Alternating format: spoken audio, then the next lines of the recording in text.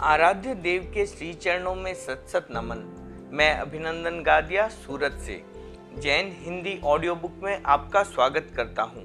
अगर आप इस चैनल पर नए हैं तो इसे सब्सक्राइब कर दीजिए और बेल आइकन प्रेस कर दीजिए, जिससे चैनल के नोटिफिकेशन आपको रेगुलर मिलते रहें। मेरा जीवन मेरा दर्शन आत्मकथा भाग 2, आचार्य श्री तुलसी, प्रकाशक आदर्श साहित्य संघ, न्यू दिल्ली। कुछ नए उच्छ्वास। विक्रम संवत 2005 में हमारा चातुर्मास छापर में था।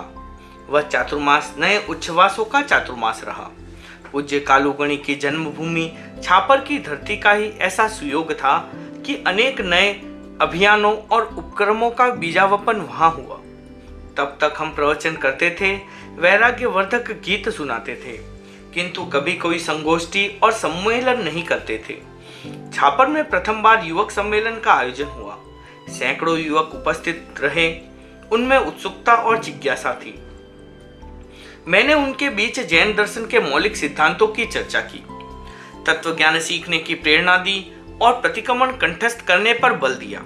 युवकों ने उत्साह दिखाया, पर तत्वज्ञान और प्रतिक्रमण दोनों ही उन्हें कठिन प्रतीत हुए। मैंने कहा, आप सीखना चाहे तो मैं स्वयं प्रतिदिन 1 घंटा समय दे सकता हूँ। युवक तैयार हो गए।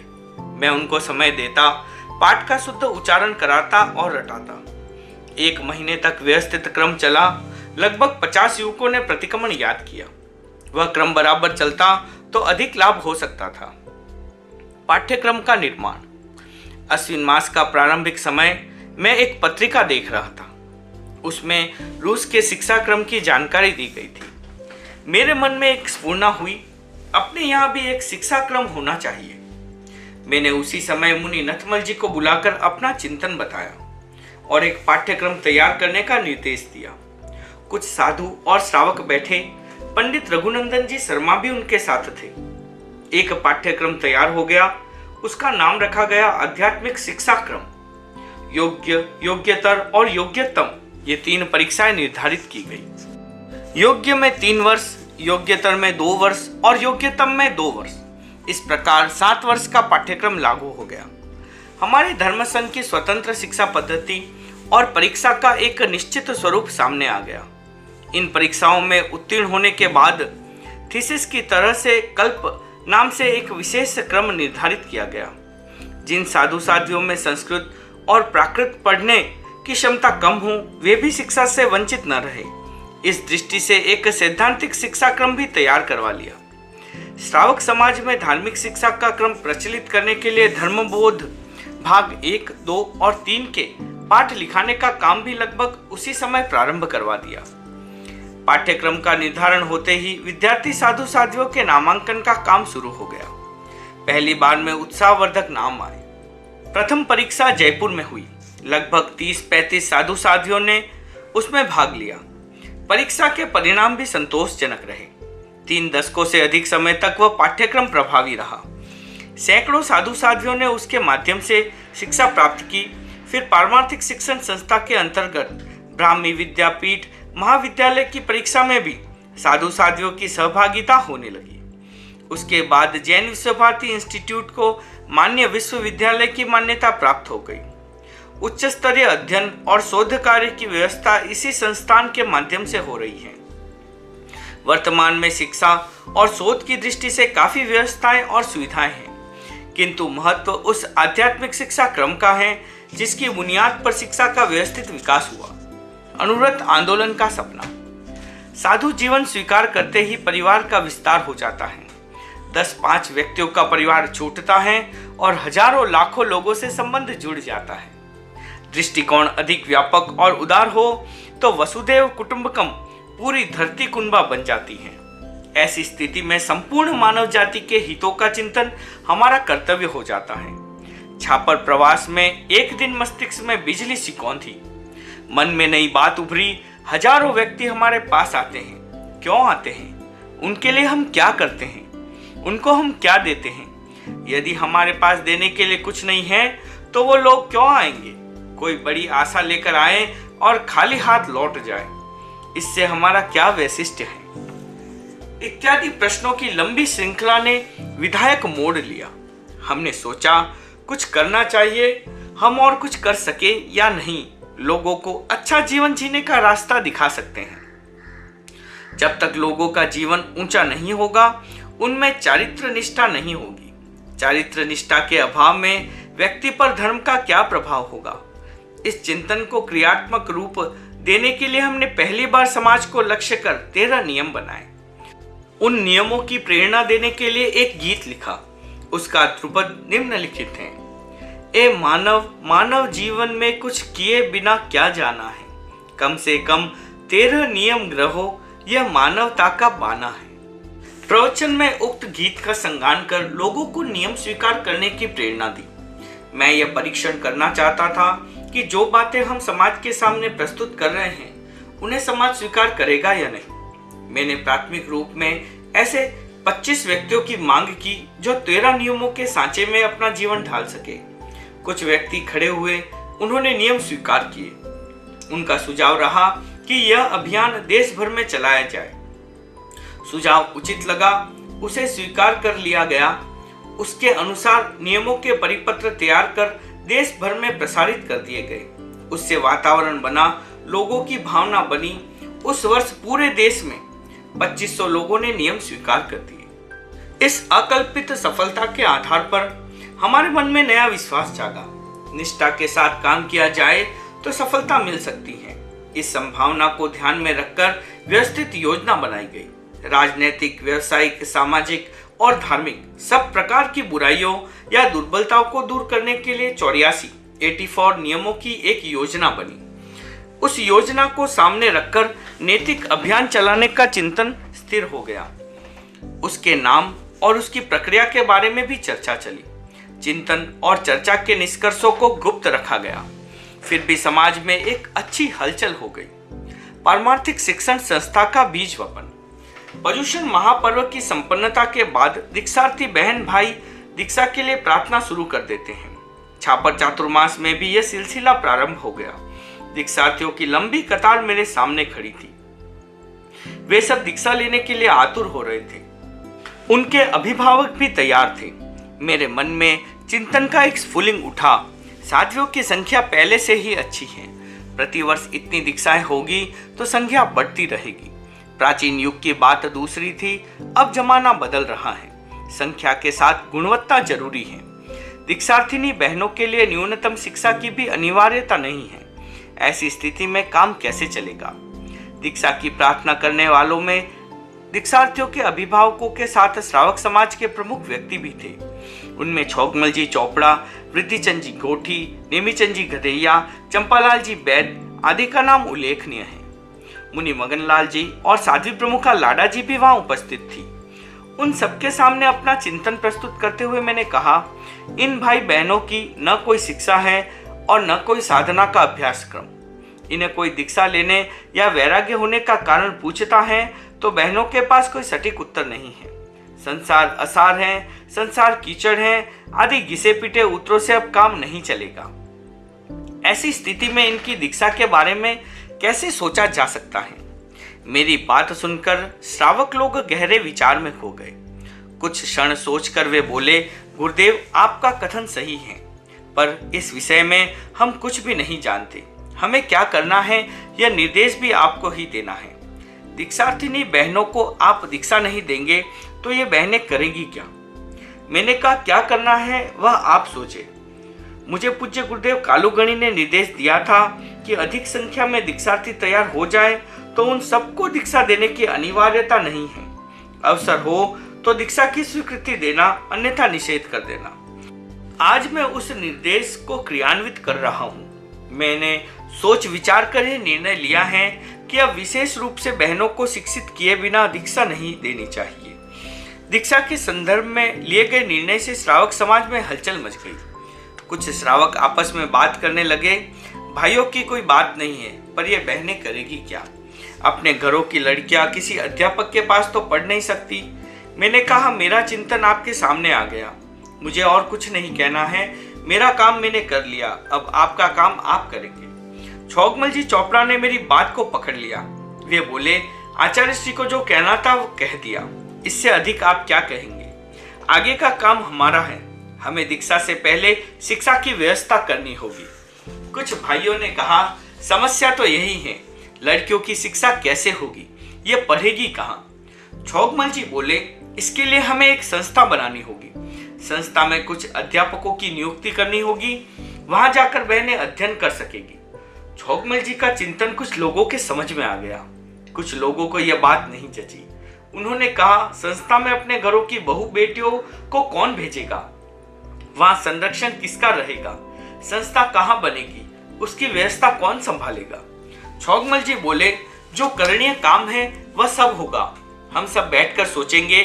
समाज के लोगों को संस्था की संभाल करनी होगी, संरक्षण तैयार करने होंगे और सारी व्यवस्था जुटानी होगी। उस दिन कोई निर्णय नहीं हुआ, किंतु चिंतन का जो स्फुलिंग उछला उससे एक नई दिशा खुल गई। वह एक ऐतिहासिक चिंतन का प्रसंग था। उस समय यह बात नहीं सोची जाती तो तेरापंथ समाज इस दिशा में कोई सार्थक कदम नहीं उठा पाता। नए युग की ओर। छापर के चातुर्मास में हमारा प्रवास स्थल था हुलासचंद जी रेवतमल जी नाहटा की हवेली। उस चातुर्मास में मुनि मगनलाल जी आदि 27 साधु थे और साध्वी प्रमुखा लाडा जी, वदना जी आदि 54 साध्वियां थी। कुल 81 साधु साध्वियां। वदना जी की अवस्था काफी थी, बातचीत में उन्हें अधिक रस नहीं था। सहज शांत स्वभाव और अपने आप में रहने का मनोभाव, तपस्या, मौन, जप और गुरु की उपासना में रुचि। देखने वालों पर भी उनकी साधना का प्रभाव होता। बीदासर निवासी श्रावक नेमिचंद जी दुग्गड़ उनसे बहुत प्रभावित थे।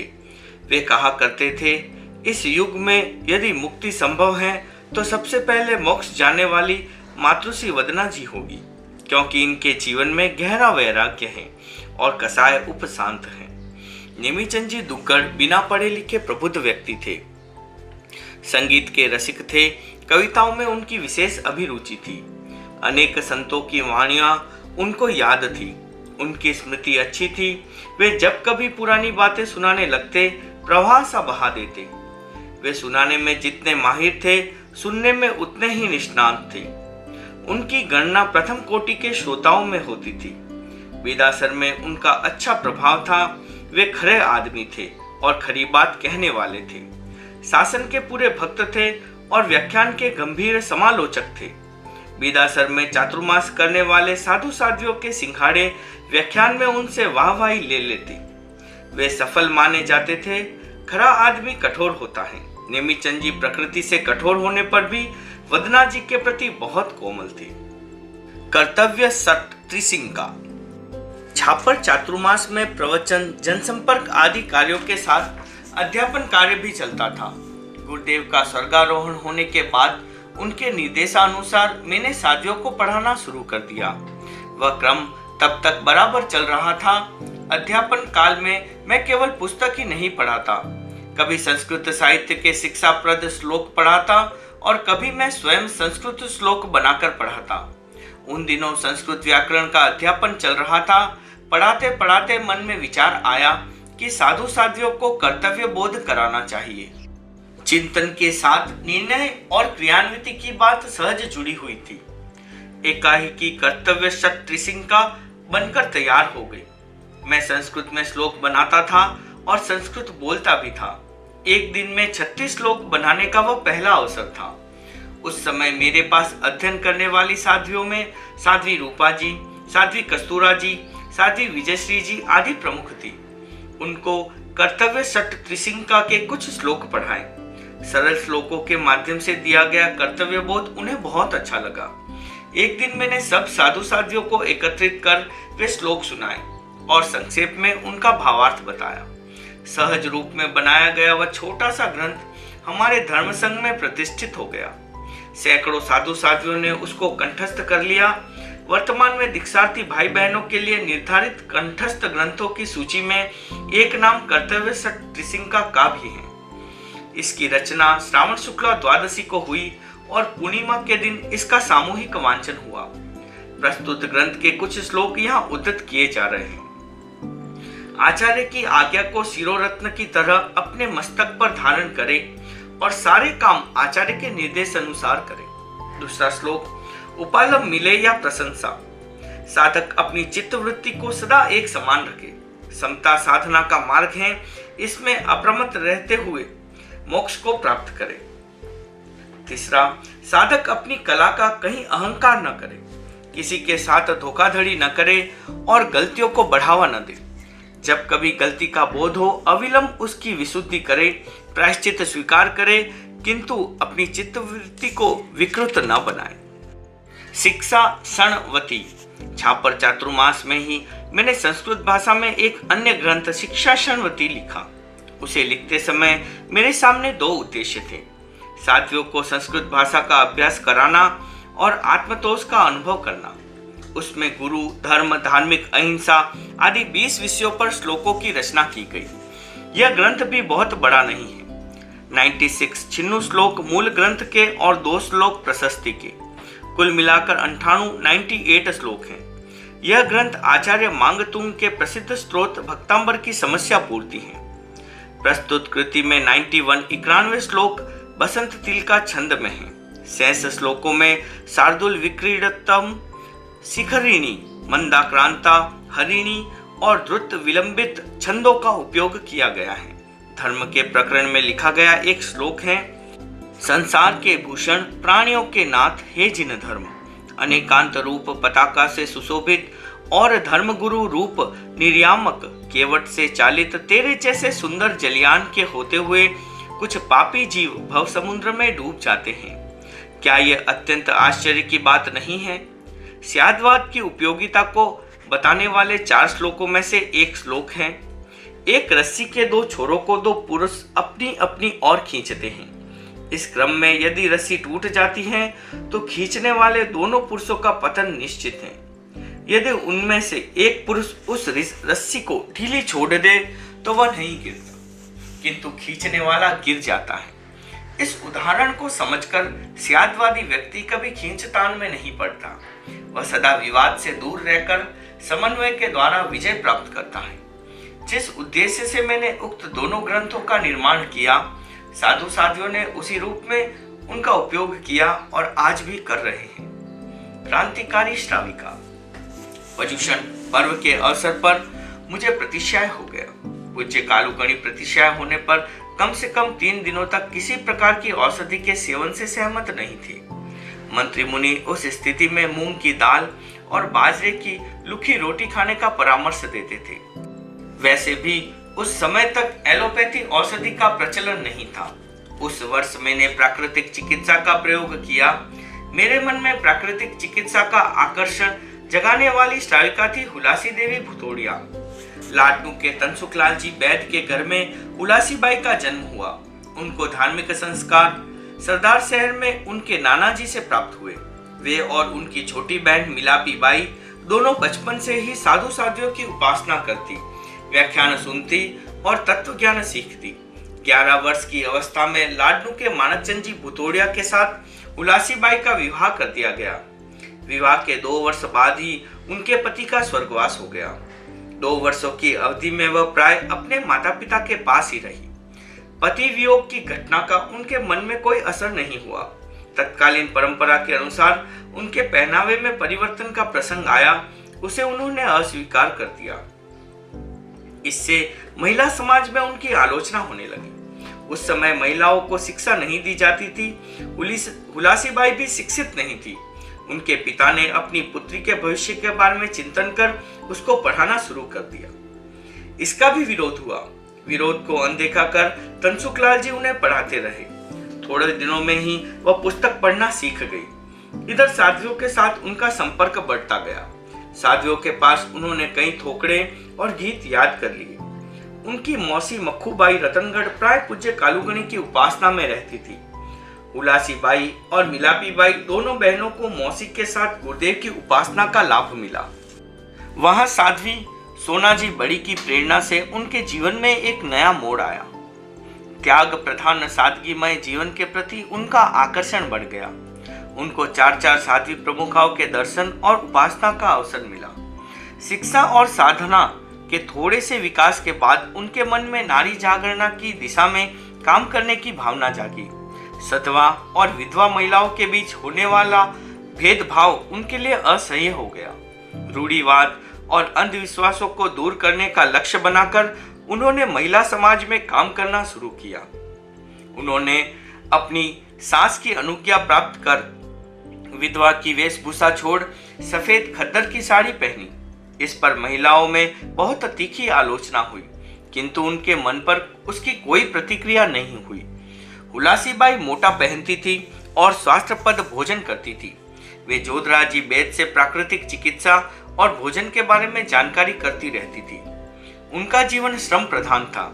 वे हाथ से काम करती थी, हाथ से आटा पीसती थी, हाथ से खाना बनाती थी और चापड़ सहित आटे की रोटी बनाती थी। पूज्य गुरुदेव का स्वर्गवास होने के बाद वे हमारी यात्राओं में भी साथ रहती थी। रास्ते में पैदल चलती और गंतव्य स्थान पर पहुंचकर खाना बनाती। उनके लिए एक शब्द में कहा जाए तो वे एक क्रांतिकारी महिला थी। अनुव्रत की बात सामने आई तो उन्होंने पहली सूची में अपना नाम अंकित कराया। पारमार्थिक शिक्षण संस्था को भी उन्होंने प्रारंभ काल में अपनी सेवा दी। महिला समाज को रूढ़िवाद की गिरफ्त से बाहर निकालकर महिलाओं को आत्मनिर्भर बनाना हुलासीबाई का एक सपना था। इस स्वप्न को आंशिक रूप में पूरा करने की दृष्टि से उन्होंने महिला उद्योग केंद्र स्थापित किया। व्यसन मुक्ति कार्यक्रम को सफल बनाने के लिए उन्होंने गोकुल भाई भट्ट के साथ बहुत अच्छा काम किया। समाज सेवी भाई बहनों को उनका प्रोत्साहन और सहयोग बराबर मिलता था। अनुव्रत के शिविरों और कार्यक्रमों में उन्होंने पूरा रस लिया। प्राकृतिक चिकित्सा। हुलासीबाई स्वास्थ्य के प्रति जागरूक रहती थी, फिर भी यदा कदा अस्वस्थ हो जाती थी। अस्वस्थता की स्थिति में वे प्राकृतिक चिकित्सा कराती थी। प्राकृतिक चिकित्सा संबंधी पत्र पत्रिकाओं को पूरे मनोयोग से पढ़ती थी। एक बार हमारे चाड़वास प्रवास में वे मातादीन शर्मा नामक प्राकृतिक चिकित्सक को दर्शन कराने लाई। वह कोई उच्च कोटि का चिकित्सक नहीं था। उसने उस विषय में अभ्यास शुरू ही किया था, फिर भी कुछ बातों की उसे अच्छी जानकारी थी। वह हमसे मिला, उससे बात की, वह भक्त बन गया। उसने पानी और मिट्टी के अनेक प्रयोग बताए। मिट्टी कहाँ से लाएं, खोज की गई। गांव के बाहर तालाब की मिट्टी काम आने जैसी थी। उस समय हमारे साथ वाले छोटे साधुओं में मुनि हीरालाल बिदासर बहुत उत्साही था। उसे भेजकर प्रतिदिन मिट्टी मंगाते, पेट पर मिट्टी और पानी की पट्टी लगाते। कभी कभी उपलब्ध होता तो धारोष्ण दूध का प्रयोग करते। उसके साथ योगासन का अभ्यास भी प्रारंभ कर दिया। प्राकृतिक जीवन में हमारी सहज रुचि थी। एक निमित्त मिला, रुचि बढ़ी और प्रयोग शुरू हो गया। प्राकृतिक चिकित्सा का एक अंग है खाद्य संयम। यह चिकित्सा का ही नहीं, अच्छा जीवन जीने का अमोघ उपक्रम है। किसी को स्वस्थ, शांत, सुखमय और सक्रिय जीवन जीना हो, उसे खाद्य संयम का लक्ष्य रखना ही होगा। जिस समय शरीर स्वस्थ हो, पाचन तंत्र अच्छा हो, खाने के लिए सब कुछ सुलभ हो और जो कुछ खाया जाए वह हजम हो जाए, उस समय मनुष्य की आदत बिगड़ती है।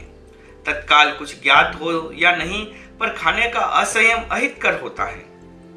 कब का किया कब भुगतना पड़े कहना कठिन है। प्रति सप्ताह या प्रतिपक्ष एक उपवास हो तो अच्छा है, अन्यथा उनोदरी, द्रव्यों की सीमा, गरिष्ठ भोजन का वर्जन, बार बार न खाना, अधिक न खाना, बिना चबाए न खाना आदि छोटी छोटी बातों का ध्यान रखकर स्वास्थ्य को सुरक्षित रखा जा सकता है। उन्हीं दिनों मुनि नथमल जी अस्वस्थ हो गए। लगभग 1 महीने से उनको प्रतिशय था। ज्वर भी रहने लगा। कई उपचार करने पर भी ठीक नहीं हुए। मिट्टी और पानी से प्राकृतिक चिकित्सा की, 3 दिनों में ठीक हो गए। इससे अन्य साधुओं को प्रेरणा मिली।